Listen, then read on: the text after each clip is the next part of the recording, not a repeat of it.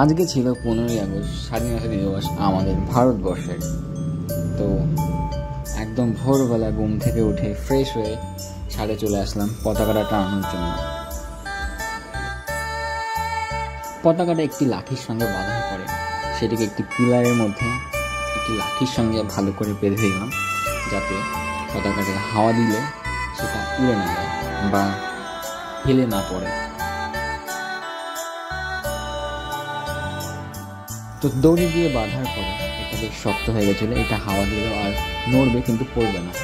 তো এটা টানানোর পরে ফাইনাল লুক এটা দেখতে পাচ্ছি কি সুন্দর হাওয়াতে উঠছে।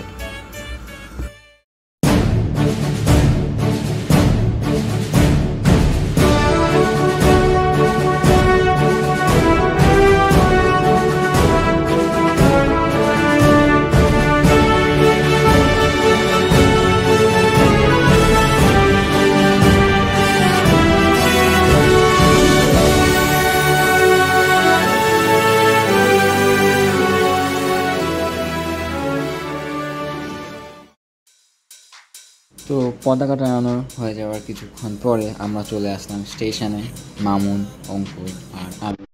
তো মামুন আজকে আমাদের সঙ্গে প্রথমবার যাচ্ছিল খেলতে, তো এরপর আমরা খেলতে চলে আসলাম। এই ভিডিওটা করা হচ্ছে গিয়ে খেলার শেষে।